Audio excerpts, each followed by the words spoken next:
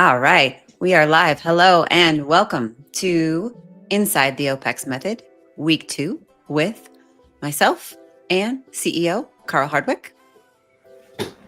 How's it going? How's it going? Not bad. How's it going?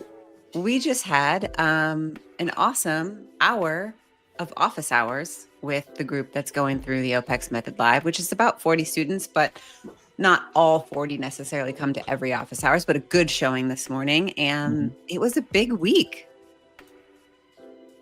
Yeah. This week we talked about assessment.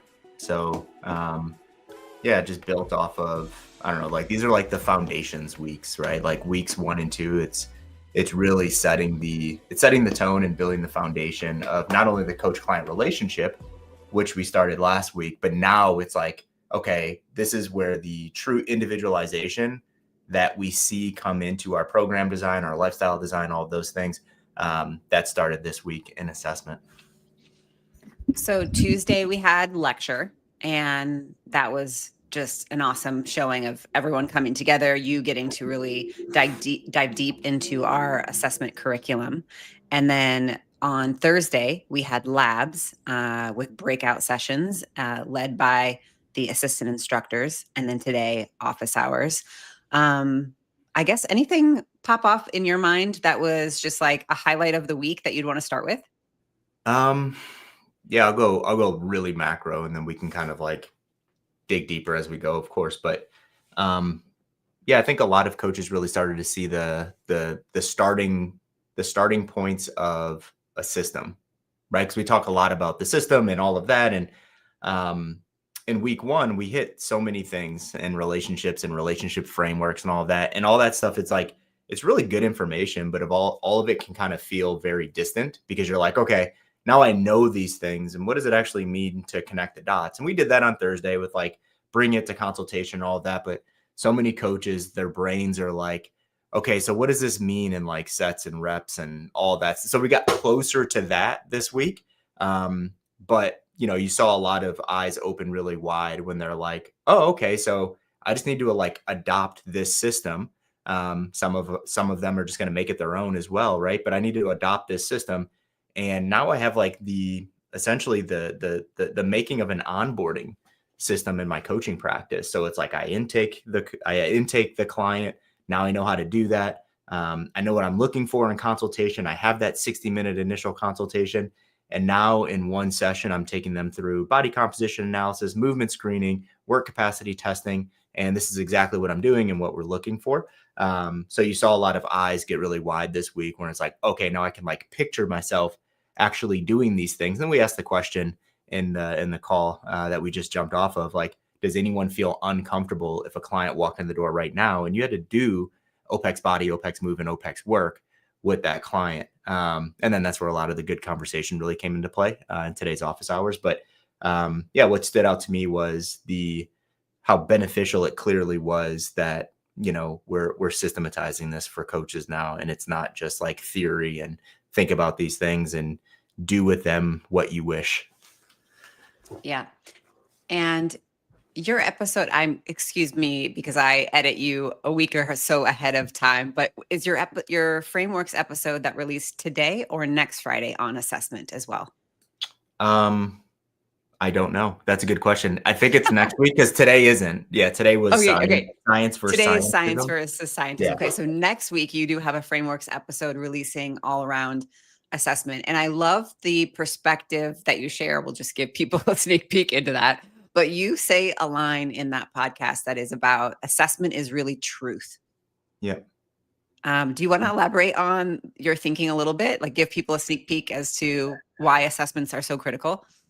Yeah. I mean, could you be a great coach and have a great coaching system without an assessment process? Yeah, I think you can. I think it'd be harder, but I think you definitely can because there's a lot of places you can like cover up the lack of an assessment. So I don't want to say like, you absolutely need to assess and this is exactly how you need to assess. But I think what you're getting at on that like truth piece, it's like, I love assessment because it's truth for the client and it's truth for you as the coach. Okay. So initially, it's more so aimed at the client and unveiling some things that the client may have not known or understood or realized or even paid attention to in the past. So it unveils a lot of truth and like, this is what's actually happening underneath the hood, quote unquote, in body composition. But a lot of the times it's actually good news because people think they're in a lot worse shape than they actually are. So it's like just objective truths, and it's a starting point where it's like, this is where we are. Now let's talk about what it means and what it might mean to move forward. And maybe we want to improve these things, maybe we don't. But it's truth. It's in front of us, and it's something that we can agree on, which I think is so important when two individuals in a relationship can agree on something. Imagine speaking a different language and wanting to build a great relationship with someone. It's just impossible because you don't understand them and you might be coming from a different place. So assessment allows us to speak the same language and to be in that same place. But it's going to take work. Like you don't just like throw someone on an in-body machine or do a movement screen or do some work capacity testing and be like, okay, we're good. High five. We're speaking the same language. No, there's like some breakdown and like wrestling around like, what are these things? What do they mean? Do we agree on this?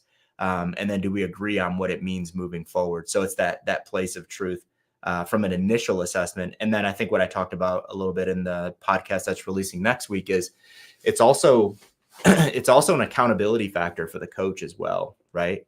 I'm going to say a lot of coaches. I don't know if this is the case. I fall into that trap too much where I'm like, a lot of coaches think that like I'm speaking for everyone, but I think a lot of coaches are actually afraid of ongoing assessment because they're actually, remember, like, how we talk about the client that's scared to get on the in-body because they're afraid to see the results that are in front of them. The coach has the same perspective sometimes when the coach is like 6 months down the road and they're like, oh, dude, I don't want to touch like reassessments here or hit this thing because there's a chance that what we're doing is actually not moving this person forward.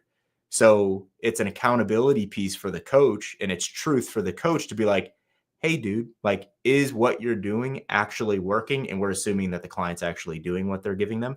But if they are, is what you're giving them actually working and truly moving them forward objectively? And I'm not hanging my hat on like that's the only thing that matters, but it does matter, right? Like if we're making people weaker and fatter and having less energy on a daily basis, I would venture to say that we're actually not doing a great job as their fitness coach, even if they really enjoy us and the relationship that we've built. So it's that source of truth for the coach and for the client.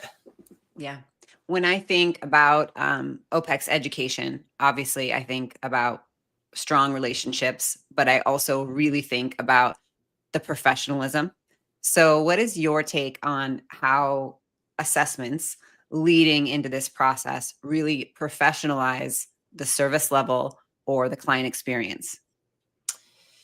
Yeah, man, I can go a lot of ways with that. The easy answer is like if you have a system that is repeatable and you have a system that people fall within, that comes with some credibility where they're like, okay, they're not just like winging it, right? So it's like, every client that comes through, even though the conversation is different and the priorities are different, but it's just the system and everyone's going through this, right? So it just brings a little bit of professional credibility.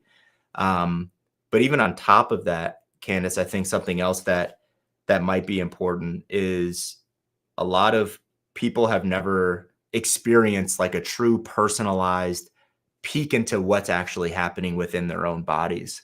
So I think that there's a lot of value that comes with that as well. And everyone knows this, like that's why there's this like term of like create really good first impressions. It's an opportunity for a coach to create a good first impression in terms of the value that the client can expect that they're going to receive throughout this coach-client relationship. And it's not only in the objective measures, but it's in the conversations around what all of this data and information really means for that person. People love learning about themselves. Most people love learning about themselves. So assessment gives us that opportunity to teach this person or these people something that they didn't know before about themselves. And it can actually de-stress a lot of people in some areas, like we talked about today.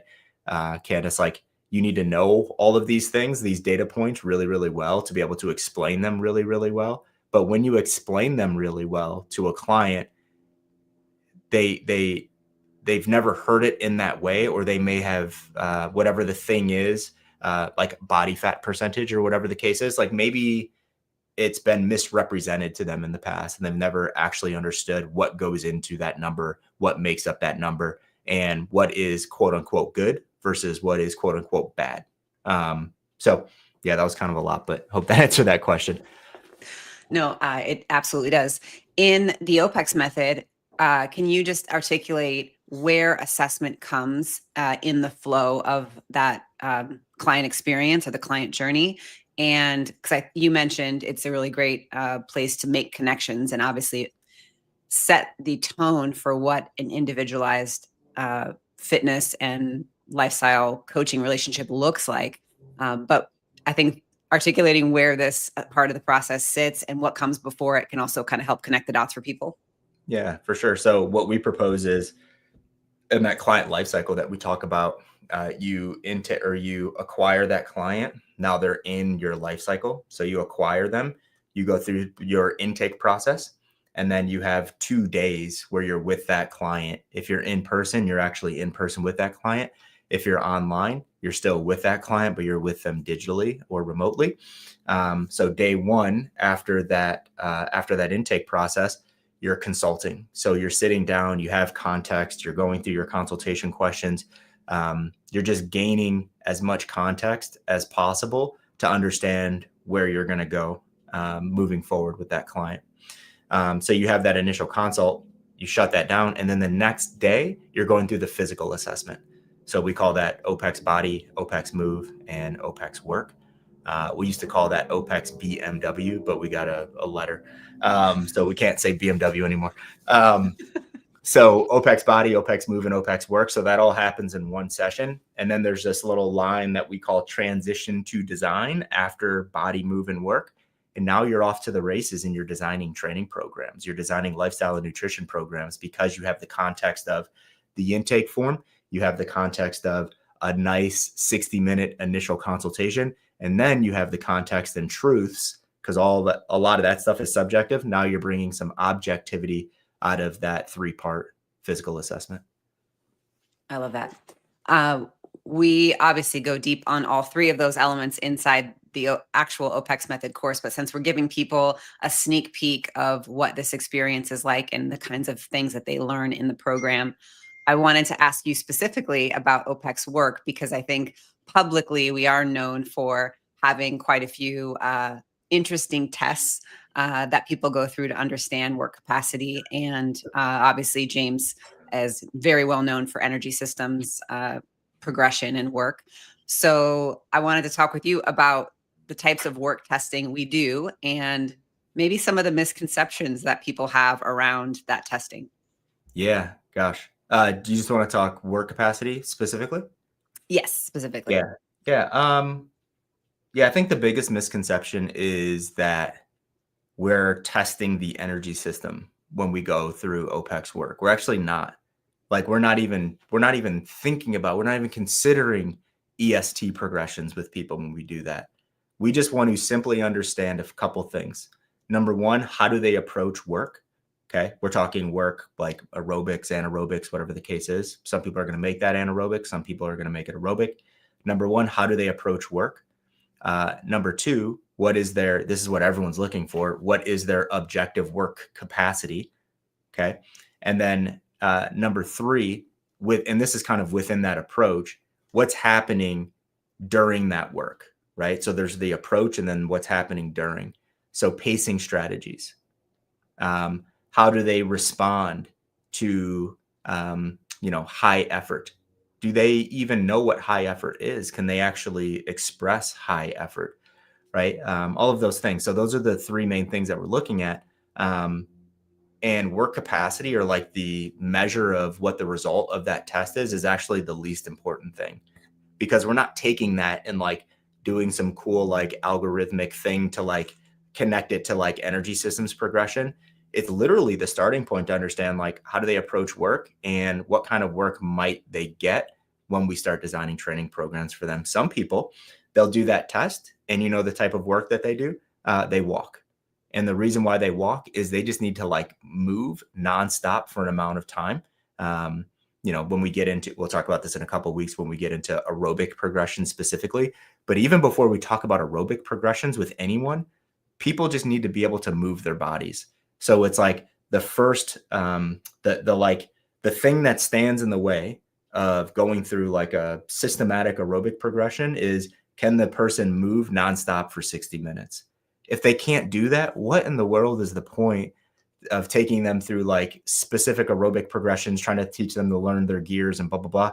They just need to get up and move, right? So a lot of coaches, especially with a lot of Gen Pop clients that have never really moved before, what's enough is like 3 days of resistance training and a lot of walking. So that's like their aerobic work. And that 10-minute test can actually inform that might be the pathway forward. The example that was used today, someone starts to do some work and they're like 4 minutes in and they can't do it anymore because like, the hydrogen ions and the lactate and all that stuff start pooling, and maybe they have to like puke, right? And it's like, okay, like you're going 35 RPM. You shouldn't be feeling that way. It's like, well, the reason why they are is because they don't move. So let's not worry about an aerobic progression. Or on the other side, you have like the go-getter that just absolutely crushes it, but they don't understand gears. And they go out like unbelievably hot the first 2 minutes and 30 seconds. And then they're like this, and then they kind of like figure it out with like a minute to go. It's like, how does that inform program design? It's like, man, maybe we need to teach this person how to pace, right? That's really, really important. Let's teach them how to pace. They have a really good engine, but they've never actually done easy work and understood their gear. So that might be someone that we're taking through full aerobic progression. So that was a really lengthy answer. I apologize. But those are the things that we're looking at when we do OPEX work. And all we're doing for that test, I didn't even talk about the test, super simple. Take 10 minutes, sit on an assault bike and just move, right? Accumulate as many calories in 10 minutes as you can. So that's the work test. So we have, sorry, I'll mention one more thing there. So what we're taking away, so we're taking the objective measures, right? Like the calories accumulated and all that. And then we have like body weight converters that we have in CoachRx. So people can, if you're coaching 35 people, you can actually look at the people that you're coaching and you can actually compare their work scores because of that body weight conversion. So that could be beneficial because people want to know how they did. And although we're saying like, oh, it's just you versus you, man, like just trying to understand where you're at. It's also, kind of important to be able to be like, well, compared to, your best friend that trains here as well, you're like a little bit better than her or a little bit worse than her, So yeah, that's the work test. Amazing. There are obviously, I love that you reference assessment as truth, because truth does a lot of different things to different people. But when it comes to assessment, both on the client side and on the coach's side, there is that some level of friction or resistance that comes with the whole process of assessment. What are the things that commonly come up when you're interacting with coaches around either common client concerns around assessment that they want to know how to navigate, or concerns that they have as a coach performing the assessment? Ooh, good question. I think the thing that has always come up, and I think it's even more so over the past couple of years, but something that comes up a lot lately is a lot of coaches feel really uncomfortable challenging their clients. And by challenging, guys, I don't mean like go harder, do this better. I don't mean that. I mean by challenging, I mean like, let me give you a specific example. A client comes to you and they're like, Candace, I don't want to do this because I'm uncomfortable doing it. And then the coach is like, oh, okay, like, yeah, let's not do it then. Instead of like, ooh, man, I need to use this as an opportunity to like dig into this. Why are you uncomfortable doing this? Not in a way of like, you shouldn't be uncomfortable doing it, but just really wanting to understand why they're uncomfortable doing it. And then like having that conversation back and forth with that goal of trying to like help them get over this phobia of understanding where their body composition is, where their work capacity is, how good or not can they move, right? So that's something that stood out, that's been really standing out to me. And, you've been here for the conversations. I just keep challenging coaches, like, don't just like end the conversation there. The goal isn't to like overpower people and not, take their like emotions or whatever they have going on, as like, realities, but dig and challenge them a little bit, and I want to be careful with that word challenge, because I think some people can like perceive that in a very particular way. A challenge to one client might be a real challenge because you know that they can handle it. And to another client, it might just be you asking some questions, and that's a challenge to them, because now they're challenged to really think about why they are where they are. So that challenge piece, I think that's really important for coaches to think about. Sure. Before you move on to the next one, that just immediately brings to mind, we have a lot of like OPEX isms, right, that are just floating in the world from having these conversations for so many years. But a professional coach always balances the amount of challenge and support they give their clients, right? And clients are obviously hiring a coach to be challenged, to elevate some aspect of their life, whether it's performance or whatever goals that they have going on. So I love that you called that out. Yeah, I think it's not to get too deep into this, but I think it's a cultural thing that we're going through right now. Like, no one wants to challenge anything. And I think of things from the lens of a parent a lot of the times, right? Like, a lot of parents don't want to challenge their children, right? Their children say something and you're like, bro, that was stupid, or like, don't say that, or I need to guide you in a different direction. I think a lot of people in culture are just like, well, that's your truth, right? Like, I'm gonna roll with that, because you know what I mean? It's like, and to me, that's like the lack of like authority, lack of challenge, coming from a very loving place. It always should, of course. But I think we just kind of let people be too much, and we don't kind of like press. And to your point on like, true growth comes through a balance of challenge and support, not just challenge, not just support, a balance of challenge and support. And what that balance is, that's where it gets very individualized, right? My balance of challenge and support is different than yours. You know what I mean? Like, you and I need different levels of each one of those to push us forward.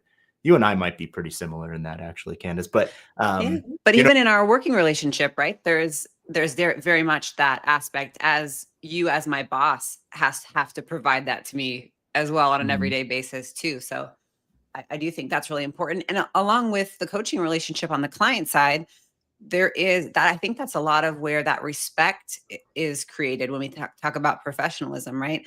I've hired you as my coach to guide me toward this goal that I've said is important to me. You're providing this level of challenge and support and guiding me toward that goal. And I respect your leadership because I've made the decision to hire you. I think it's an important dynamic. And also, people have to receive that challenge with that, care, understanding it's coming from a place of care, but also have a respectful dialogue around why that challenge is being experienced, or why I'm feeling a certain way about that challenge, right? Yeah. That just We makes just me got think. real deep. No, yeah, but no, but it makes me think, right? It's like, when you're coaching someone, whether you like it or not, or whether you even thought about it or not, you are in a place of authority. Okay. Because you're in a place, or you're in that role of authority within that coach client relationship. You've heard it said before, with great authority comes what? Great responsibility. Right. And then when we dig deeper into like, well, what does it mean? What does that responsibility mean? I believe that responsibility means that you do have to balance those levers of challenge and support to get someone to move forward. Because what did we talk about last week? It's like the coach client relationship and fitness, right? It's all, as it relates to the coach, it's all about behavior change, right? Like, you're convincing people to change their behavior. You're not doing this right now. I think it's going to be really good for you to now do this thing, but there's a lot there to get someone to move from there to there. So yeah, that authority piece, we have to accept that, whether you like it or not, or whether you're comfortable with it or not. You're an authority figure within that relationship. Within that comes a lot of responsibility. And then within that responsibility, it's our responsibility to challenge and support through all phases of the relationship to include this assessment process. And this is taking us back to where this started, the discomfort around things, right? We can't just, going back to our relationship conversation last week, we can't be in careful relationships. Careful relationship, hey, you're leading this thing, this is all about you. I'm just going to do what you ask, right? If you're uncomfortable doing that, I'm not going to press you. It's like, no, right? Caring relationship, I know this is good for you, so I'm going to press you a little bit. Yeah, absolutely. Well, for those coaches that are following along and not inside the method, what could we challenge them with this week in terms of thinking differently about their practice or considering implementing something new in their practice based on what the group going through the program has learned this week? Yeah, I think it was kind of the last, it was probably the last comment on our office hours call today. It's make a massive effort to make everything simple within your practice. Simple, repeatable, beneficial, right? So even as we talk about assessment, guys, it's so easy to be like, how can I make it smarter? How can I add more? How can I do this? How can I do that? Think about it the other way. How can I do less? How can I make it more simple? And how can I ensure that what I'm doing is informing the things that I'm going to give? Everything has to link. Trust me, I've been in a situation where I've over-assessed and like 5% of the assessment that we did linked to an actual outcome. That was so stupid. Like, take away as much noise as possible and try to make it as simple as possible. We talked a lot about that around the movement screen. Amazing. And you did give a sneak peek already, but next week we are focused on program design. Yeah. So resistance training specifically. So we're going to go into OPEX gain. So the next 3 weeks, we're going to hit OPEX gain. So that's resistance training, and then OPEX sustain aerobic training. And then we'll end program design with OPEX pain, which is anaerobic. And then we'll wrap that all together with the section that we call writing training programs. So it's going to be like, okay, how do we build long-term programs? So like macro cycles, short-term programs, daily programs. How do we organize all of these things, all of that? But next week, resistance training. Amazing. I'm going to share screen real quick. Just for those of you that are following along live with us on YouTube or watching this in the recording, if you visit opexfit.com/blog, you will see this is last week's recap of the week one inside the OPEX method with Carl and I, and some more information for you. And then we also have a coach, DPT and strength coach, David Skolnick, who is going through and documenting his experience inside the method from a coach's perspective and sharing that journey with you guys. We have also had some reels that he shared on Instagram. So if you are interested in the program and you are just wondering if it's right for you and you want not only the inside scoop that Carl and I are giving you here, but the inside scoop from a coach's perspective, please check that content out. And then of course, our education team is always available for you to hop on a call with and just explore, hey, is this program something that's going to meet me where I'm at in my coaching career at this point? Or what other resources that we have that might be able to support you in your coaching journey. So please do that. You can do that by just visiting the website, clicking on the CCP landing page and applying there. There'll be a form that you can fill out and a way that you can book time with them. So I encourage you to do that. We will be opening up the next cohort in January, and that enrollment period will be starting before that, early in mid-November to December. So you'll hear more about that. But we're here for you in the meantime to just kind of let you follow along and experience kind of an insider's perspective. Is there anything you want to close us out with, Carl? I know we ran a little longer today, but with good conversation. I appreciate it. Yeah, no, that's it. Yeah, check out David's stuff. That guy's a really smart coach. So just grateful to be able to connect with that guy on a weekly basis. Whenever you like teach someone, you learn so much, right? Like, and I think I'm going to learn a lot from that guy. So appreciate David being a part of this. Awesome. Well, thank you. I hope you have a great Friday, and I will chat with you soon. Awesome. See you guys. See you guys.